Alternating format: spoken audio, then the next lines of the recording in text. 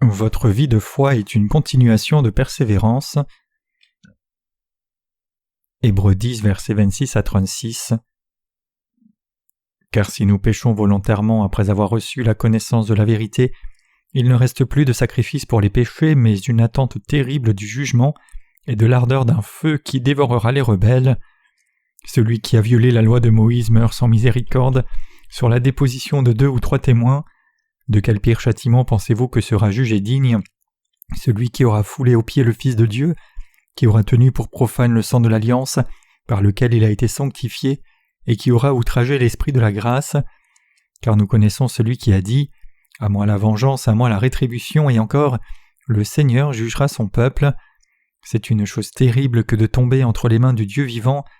Souvenez-vous de ces premiers jours où, après avoir été éclairé, vous avez soutenu un grand combat au milieu des souffrances, d'une part exposé comme en spectacle aux opprobres et aux tribulations, et de l'autre vous associant à ceux dont l'imposition était la même. En effet, vous avez eu de la compassion pour le prisonnier, et vous avez accepté avec joie l'enlèvement de vos biens, sachant que vous avez des biens meilleurs et qui durent toujours. N'abandonnez donc pas votre assurance, à laquelle est attachée une grande rémunération, car vous avez besoin de persévérance, afin qu'après avoir accompli la volonté de Dieu, vous obteniez ce qui vous est promis. Notre réunion de réveil doit commencer demain et je demande à tout le monde ici de prier pour cela.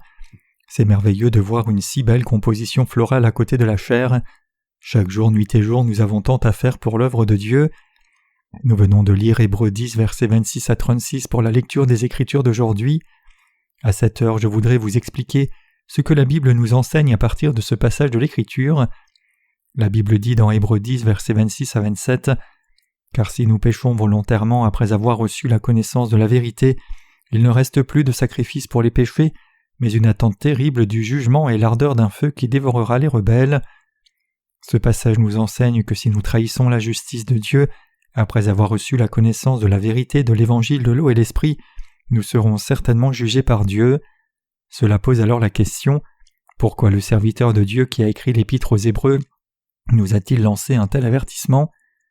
Pour répondre correctement à cette question, il est utile de commencer par comprendre les circonstances auxquelles Israël était confronté à cette époque. Lorsque l'auteur de l'épître aux Hébreux a écrit sa lettre de conseil spirituel au peuple de Dieu d'Israël, qui était dispersé dans le monde connu à l'époque, beaucoup étaient confrontés à de grandes souffrances. À cette époque, l'Empire romain régnait sur Israël comme sa colonie, et les Israélites étaient punis par Rome en représailles de leurs fréquentes rébellions. Après avoir adopté une politique de conquête et d'asservissement envers Israël, Rome a envoyé le général Titus envahir et conquérir la terre d'Israël. Sachant tout cela, l'auteur de l'Épître aux Hébreux a écrit sa lettre de nourriture spirituelle au peuple de Dieu.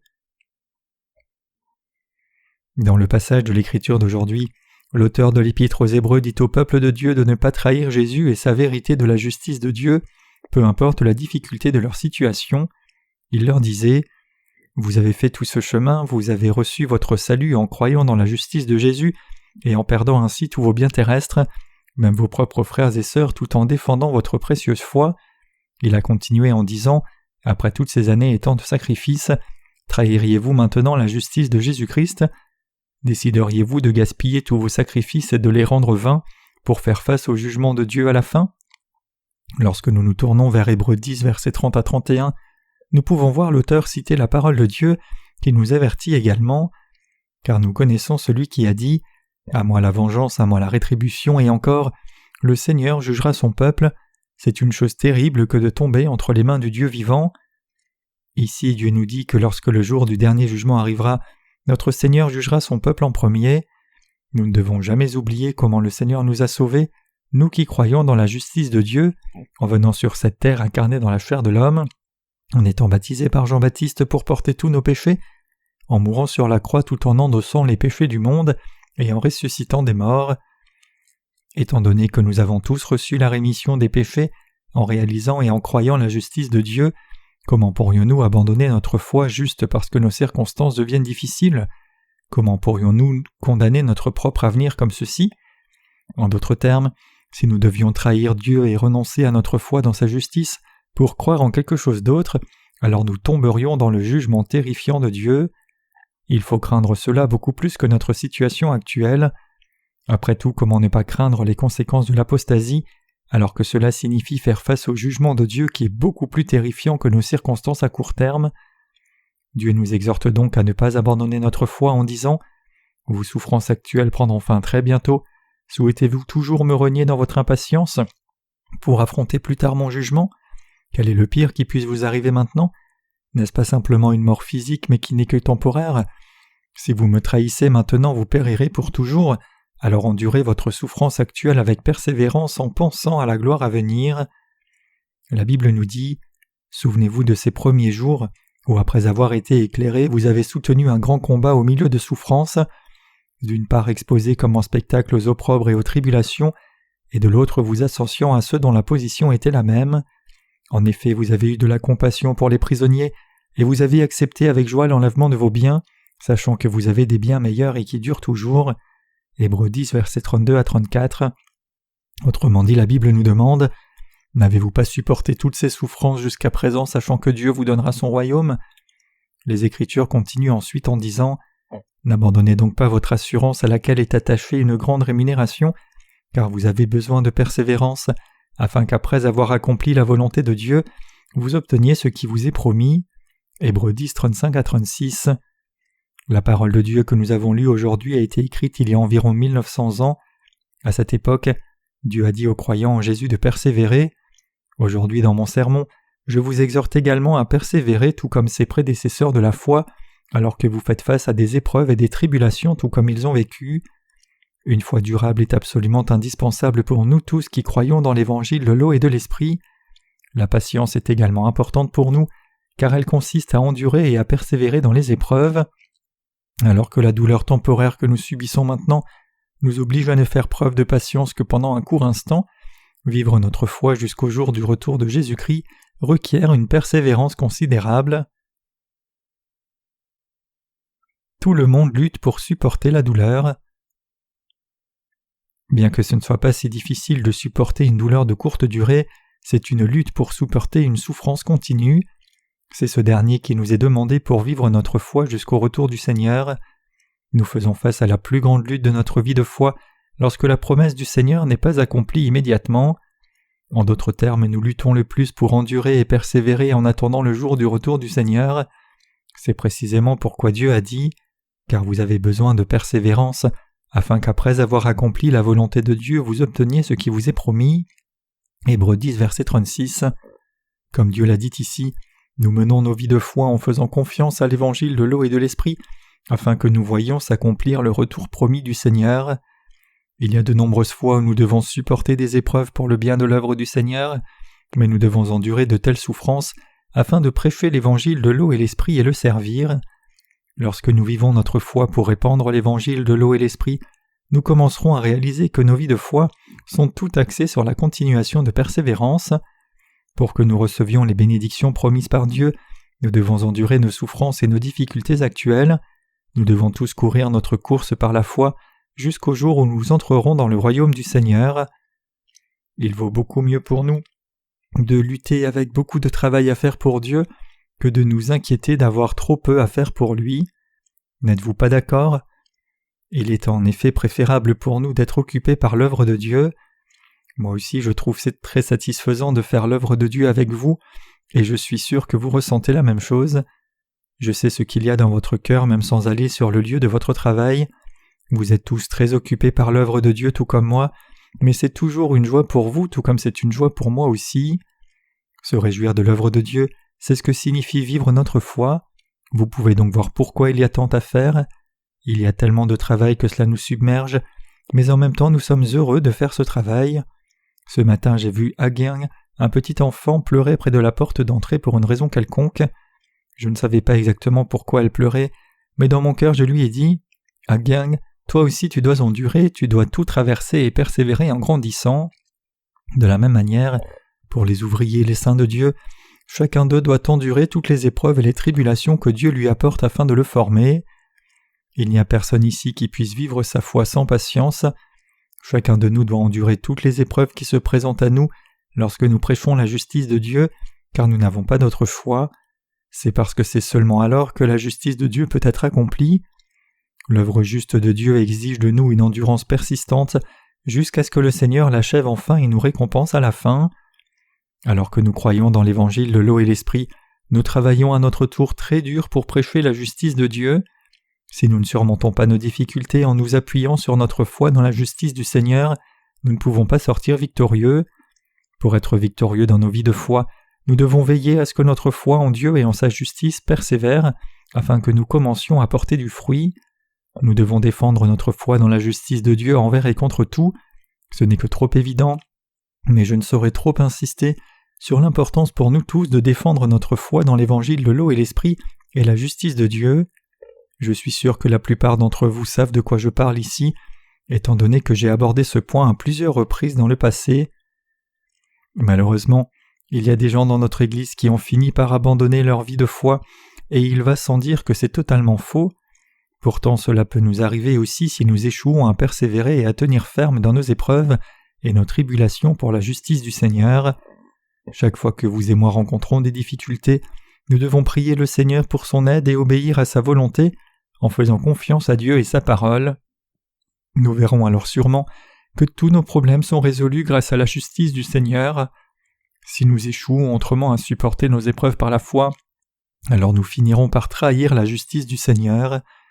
Nous devons tout endurer et persévérer en faisant confiance à la justice de Dieu. Quelles que soient les difficultés que vous pourriez rencontrer, vous devez les résoudre en mettant toute votre foi dans la justice de Dieu. Si nous endurons patiemment toutes nos difficultés pour prêcher la justice de Dieu, alors notre travail acharné nous récompensera finalement avec le fruit de la justice. Le fruit de la justice de Dieu, c'est son don pour nous, nous qui croyons dans l'évangile de l'eau et l'esprit. C'est vraiment incroyable et merveilleux.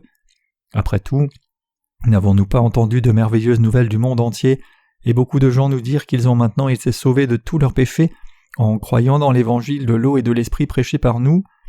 Ce matin, en écoutant le rapport sur nos activités missionnaires, j'ai entendu parler de quelqu'un au Kenya qui lisait nos livres sur l'Évangile.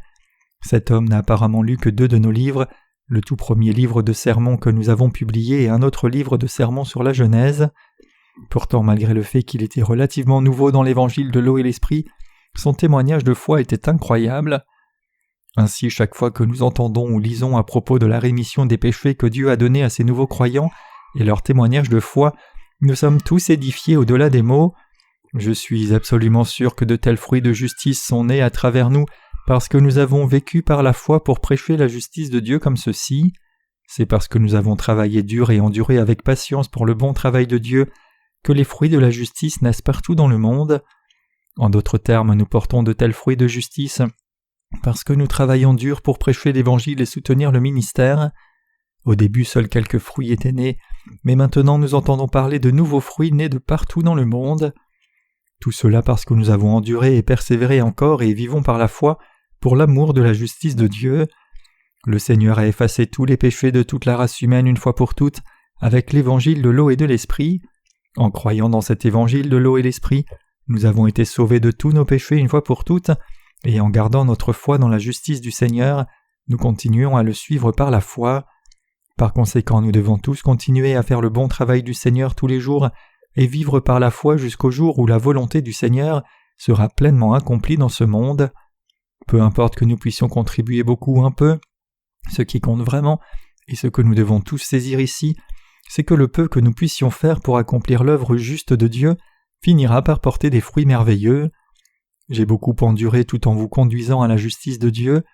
Je sais que je dois vous entraîner patiemment afin que vous deveniez les précieux ouvriers de Dieu, et c'est pour cette raison que je vous chéris tellement dans mon cœur et vous enseigne avec tant de patience. Je peux maintenant vous voir devenir le récipient que Dieu veut que vous deveniez, et je me traite aussi avec tant de patience. Aujourd'hui, c'est la fête des parents en Corée, et pour marquer cette occasion, les enfants épinglent un œillet sur la poitrine de leurs parents en signe de leur amour et de leur respect. Ce matin, j'ai également reçu un œillet et d'autres cadeaux de la part des enfants de notre Église, mais je n'ai vraiment rien fait pour eux pour mériter cela. À certains égards, cela semble un peu injuste pour les enfants car ils sont censés me respecter en tant qu'adulte, alors que je n'ai rien fait de spécial pour eux. Je me sens donc un peu mal à l'aise au sujet des cadeaux que j'ai reçus aujourd'hui, et je suis aussi beaucoup plus reconnaissant envers les enfants de notre Église. En fait, Il est juste que les jeunes respectent et honorent les personnes âgées d'un cœur sincère. Ce genre d'attitude devrait aller de soi. Après tout, aucun enfant ne peut jamais comprendre toute l'étendue de l'amour de ses parents pour lui. Ce n'est que lorsqu'ils deviennent parents eux-mêmes et élèvent leurs propres enfants qu'ils peuvent commencer à comprendre le profond amour que leurs parents avaient pour eux. Mais quand ils grandiront suffisamment pour enfin apprécier cela, leurs parents ne seront probablement plus avec eux. Étant donné que vos parents ne peuvent vivre qu'environ 70 à 80 ans en moyenne, au moment où vous réaliseriez leur amour, ils seraient déjà décédés. Il y a des choses qui sont irréversibles dans ce monde, et l'une d'elles c'est qu'une fois que vos parents sont décédés, vous ne pouvez pas les aimer et les honorer peu importe combien vous le souhaitez. Je suis tellement reconnaissant à notre Seigneur d'être venu sur cette terre, s'incarnant dans la chair de l'homme, portant tous les péchés de ce monde, en étant baptisé par Jean-Baptiste et en se sacrifiant à la croix pour nous, tout cela pour nous sauver des péchés du monde. Nous comprenons maintenant parfaitement comment le Seigneur nous a sauvés, nous les croyants dans la justice de Dieu de tous nos péchés, en se faisant baptiser et en portant pour nous des souffrances indicibles. Lorsque nous louons Dieu pour sa justice, nous le louons pour avoir reçu son baptême de Jean-Baptiste, pour avoir enduré la souffrance de la croix, et par là pour avoir sauvé tous ceux d'entre nous qui croient dans la justice de Dieu. Pensez à quel point ce serait douloureux si nous endurions réellement de telles souffrances. Imaginez être crucifiés. Imaginez que ce serait si nous étions crucifiés, déshabillés, giflés et méprisés avec un mépris total. Si nous étions dans cette situation pour faire face à de telles souffrances, alors nous aurions peut-être une meilleure idée de l'ampleur de la douleur que le Seigneur a endurée pour nous. En effet, ce n'est que si nous nous mettons à la place de notre Seigneur comme cela que nous pourrons enfin commencer à l'apprécier, même si c'est très légèrement, la souffrance que Christ a supportée pour nous.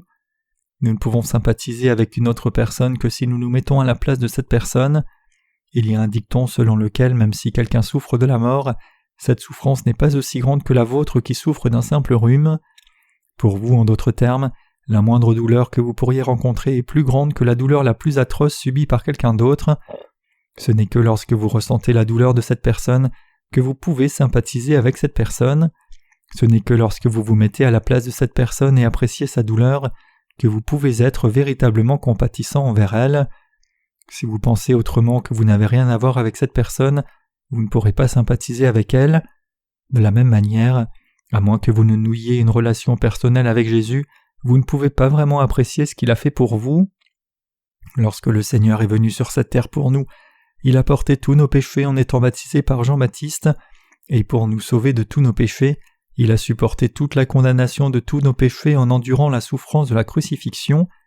Ce n'est que lorsque nous considérons sérieusement ce que ce serait pour nous de supporter réellement une telle souffrance que nous pouvons vraiment apprécier la passion du Christ et croire en lui. C'est alors que nous pouvons saisir l'énorme sacrifice que le Seigneur a fait pour nous, tout cela pour nous sauver de nos péchés. C'est une joie pour vous et moi de continuer à suivre la justice du Seigneur. Je fais donc de mon mieux pour vous permettre de soutenir l'œuvre du Seigneur avec le moins de difficultés possible. Je pense toujours à ce que je peux faire pour vous aider. Je dis cela pour vous demander de comprendre mon désir sincère. Je sais très bien combien il est difficile pour vous de servir la justice de Dieu jour après jour sans aucun repos. L'été de cette année approche si vite, et chaque fois que je pense à vous qui travaillez si dur sous le soleil brûlant, je sens votre souffrance. Bien que je ne puisse pas vous aider dans tout ce que vous faites, sachez que mon désir sincère est de vous aider toujours de toutes les manières possibles. Je sais à quel point vous vous battez pour accomplir l'œuvre de Dieu, mais vous devez endurer cela par la foi. Vous et moi devons persévérer pour la justice de Dieu. Ce n'est qu'alors que les innombrables âmes du monde entier pourront être sauvées de leurs péchés et recevoir la vie éternelle. Je ne veux pas passer cette heure à prêcher un sermon que vous écouterez et que vous oublierez bientôt. Vous pouvez entendre ce sermon avec une oreille et le laisser sortir par l'autre oreille, mais ce n'est pas ce que je veux. Je suis absolument convaincu que la parole de Dieu que je vous prêche maintenant est tout à fait vraie. C'est pourquoi j'ai mes sermons enregistrés et transcrits, afin qu'ils puissent être publiés et atteindre toute personne dans le monde. Parce que la parole que je prêche ici est la parole de Dieu, je veux qu'elle ait un effet puissant sur tous ceux qui l'entendent ou la lisent. Si ce que je prêche n'est pas vrai, il n'est évidemment même pas nécessaire de l'écouter, encore moins de l'enregistrer ou de le transcrire, mais si cette parole est vraie, elle doit être enregistrée et préservée pour tous les autres dans le monde et pour les générations futures. C'est pourquoi je travaille avec vous avec tant de conviction. Chaque matin, j'entends le révérend Sheen rendre compte de l'état de notre mission. Je lui ai également demandé d'enregistrer cela. Je lui ai demandé d'enregistrer et de transcrire ses rapports de mission. Je ne sais pas ce qu'il a fait, ce que je lui ai demandé de faire. Jusqu'à présent, il ne m'a donné aucune transcription, alors peut-être qu'il a été capable d'enregistrer les rapports et n'a pas encore eu la possibilité de les transcrire. Ou il se pourrait qu'il ait tout oublié, car je n'ai pas soulevé cette question. Quoi qu'il en soit, je suis sûr que lorsque nos saints entendront ou liront les rapports de mission, ils trouveront beaucoup de force à travers eux. Bien que nous soyons confrontés à de nombreuses difficultés dans notre vie de foi, nous devons tous les endurer par la foi. Nous ne devons jamais céder à l'impatience et finir par trahir la justice de Dieu. Je vous supplie de ne jamais laisser cela vous arriver. La Bible dit « L'Éternel jugera son peuple » Hébreux 10, verset 30. Ailleurs, dans 1 et 2 Corinthiens, les Écritures nous disent également que Dieu jugera d'abord son peuple, puis jugera les incroyants. En fait, il y a beaucoup de méchants, même parmi ceux qui professent croire dans la justice de Dieu, et Dieu jugera ces personnes en premier. Vivons donc tous notre foi, afin qu'aucun de nous ne fasse face au jugement de Dieu. Si vous vous opposez à Dieu et que vous vous opposez à son Église, vous serez jugés sûrement. Je ne vous menace pas ici, mais je vous fais juste remarquer ce que la parole de Dieu dit réellement. Après tout, que pourrait faire un homme faible comme moi pour vous menacer? Pensez-y. Ce n'est pas comme si tu me craignais même si je te menace. Je n'ai jamais été conflictuel. Je n'ai jamais frappé personne de ma vie, même pas quand j'étais enfant. Quand je joue au football, je me fais attaquer tout le temps, mais je n'ai jamais attaqué personne. Si quelqu'un devient agressif envers moi, je recule toujours et j'essaye de raisonner avec lui. Non seulement je déteste la violence, mais j'en ai vraiment peur. Je suis donc la dernière personne à laquelle vous vous attendriez pour vous menacer. Ce n'est pas moi, mais Dieu lui-même qui a dit qu'il jugera celui qui trahit sa justice. Et puisque c'est ce que Dieu a dit, il jugera en effet de telles personnes sûrement. Souvenons-nous que nos ancêtres de la foi, qui ont marché avant nous, ont pu rencontrer le Seigneur face à face, parce qu'ils ont tous enduré patiemment leurs épreuves et leurs tribulations, et ont persévéré leurs souffrances. Aujourd'hui aussi, c'est ce que le Seigneur attend de vous et moi. Maintenant que nous avons rencontré le Seigneur, nous devons tous persévérer dans la patience. Ce n'est que lorsque le Seigneur reviendra sur cette terre, lorsque nous nous tiendrons devant sa présence, que nous pourrons le voir face à face dans son royaume. C'est pourquoi la patience est si importante pour nous maintenant. Nous devons persévérer dans toutes nos épreuves. Comme le dit le proverbe, la patience est amère, mais son fruit est doux, et tout vient à celui qui attend. Nous devons en effet endurer toutes nos épreuves pour le Seigneur, et si nous demandons au Seigneur son aide et si nous nous entraînons dans l'Église de Dieu, nous serons plus que capables de surmonter toutes nos difficultés. Nous savons que les fruits sucrés nous attendent après les épreuves, nous savons que les bénédictions abondantes de Dieu nous attendent, et nous savons que Dieu bénira son Église et chacun de nous dans tout ce que nous faisons pour prêcher son Évangile. Alléluia.